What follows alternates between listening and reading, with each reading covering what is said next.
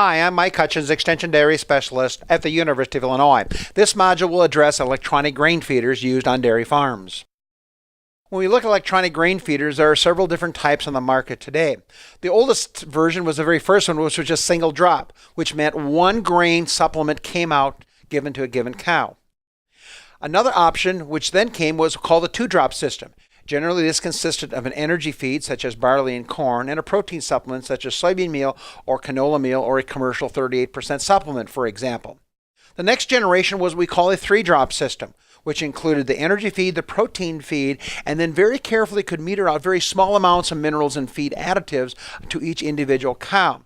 In Europe, there's a fourth one. I have not seen one here in the Midwest, and that's a TMR. So it drops not only concentrates, but it also brings silages in and drops them in and makes them kind of a mini TMR on demand. There are several different ways dairy managers can use electronic grain feeders. First of all, they can deliver all the grain through the system. Early work here at the University of Illinois would suggest about 500 pounds of grain per station or stall is about the maximum. I don't really like that system.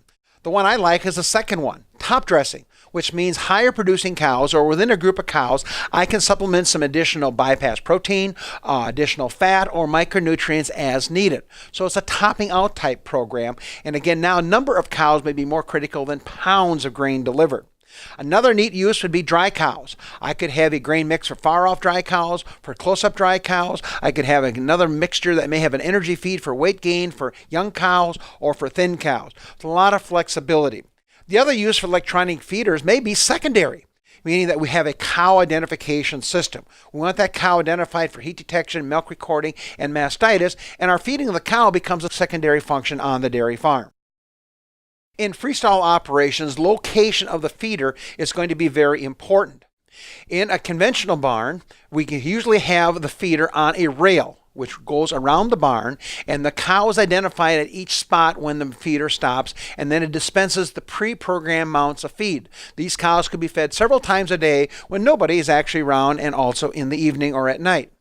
In the freestall operation, here are some guidelines. First of all, we need to have it protected so that the cow is not blindsided or dropped, and also to keep a cow from being ridden if she happens to be in heat and eating grain at the same time. We'd like to see a slight slope from front to rear so it stays dry, so urine does not accumulate and manure will work off the stall. Thirdly, I like to see it lit at night so that improves feed intake. Pretty good indication cows do not like to put their heads in black holes. Next, a maximum of 10 inches step up on the stall area. Many of these feeders are put in free stalls. If it is much higher than that, cows tend to stumble in and stumble out. Ideally, it should be very flat with a slight slope from front to rear. Next, it should be easily seen by the cow, so it encourages her to go over and eat. Certainly, if it's hidden, some cows may be reluctant to walk that far or to find it out, and certainly in the traffic pattern is encouraged. We do not want it, however, for example, going into the milking parlor because other cows may be blocking it while they're waiting to be milked. So you have to balance this out at this point to avoid blockage, such as with cow numbers, cow movement, and boss cow effects, which also means you may want to space them out, because we'll see from time to time a boss cow takes control of the electronic grain feeder, and if they're spaced out a bit, she can only block in one at a time. Here's an example of one type of feeder. It is the around the barn track feeder. You'll notice it has two spouts, one you can see on the left and one on the right here, and it just goes around on this rail and identifies the cows and drops feeds as it is pre-programmed. A very popular one in conventional tie stall barns. When we look at managing the feeders, especially, and we're primarily referring now into the freestall operation, you want to make sure you calibrate it monthly or anytime you have a new grain mix. This also applies to conventional feeders and around the barn feeders because the densities or particle size can change the dispensing rate, typically around 1/2 to 3/4 of a pound per minute, which is about the rate most cows can consume the feed as well. We would like to see at least 90% of the grain that should be fed be dispensed each day that is programmed, which means if a cow or a group of cows is supposed to get 800 pounds of grain, we'd like to see at least 720 of it paid out or dispensed so we're not underfeeding the cow. We'd like to see the grain adjusted daily in the first 3 weeks as a cow freshens. Many of the new computers will do this automatically based on a curve. Make sure you examine the curve to make sure it's not too aggressive or too slow. After the first 3 weeks, we would suggest adjusting the grain basically on a weekly basis in the first 2 months, especially if you have milk weights, or again, you can use the predetermined curve.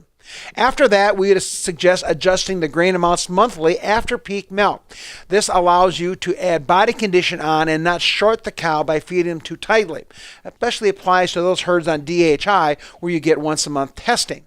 And as we mentioned earlier, be sure you review the feeding curves some of these electronic grain feeders have built into them, because you can select different curves for different ages and different body weights of animals. Make sure it works for your herd. Here illustrated on this PowerPoint is a feeding stall in a freestall barn.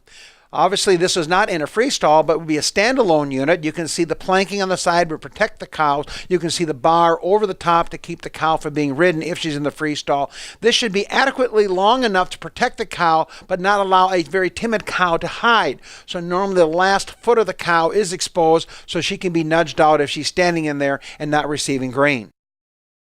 Now look at some economics. This is some work from Ohio State University.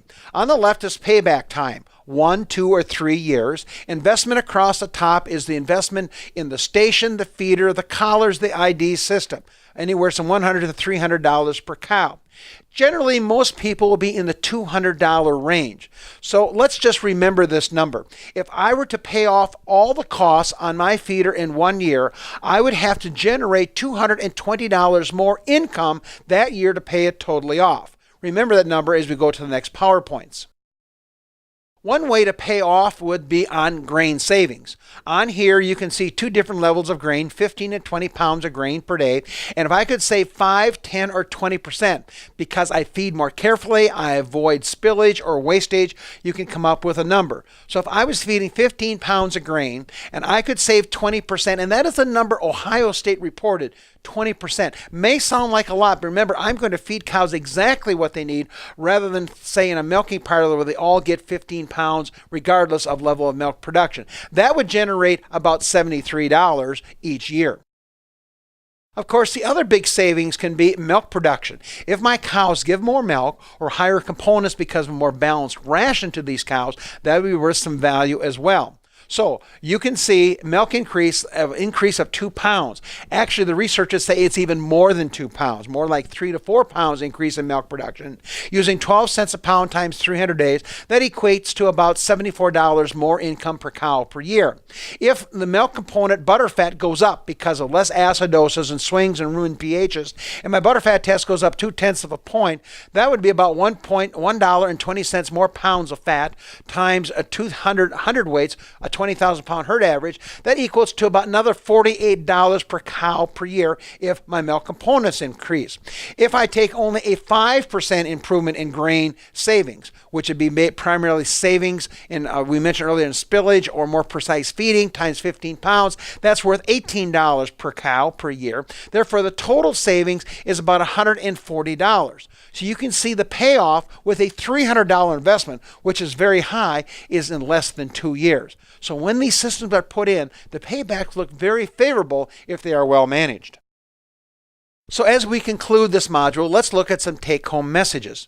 I think in the future, the primary focus will be on ID systems, and the applications for grain feeding will be secondary as we see more importance of animal identification here in the U.S. and in the world.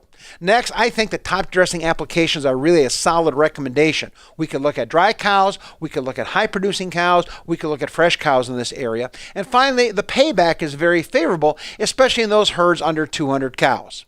Well, that completes this module. Thanks. Have a great day.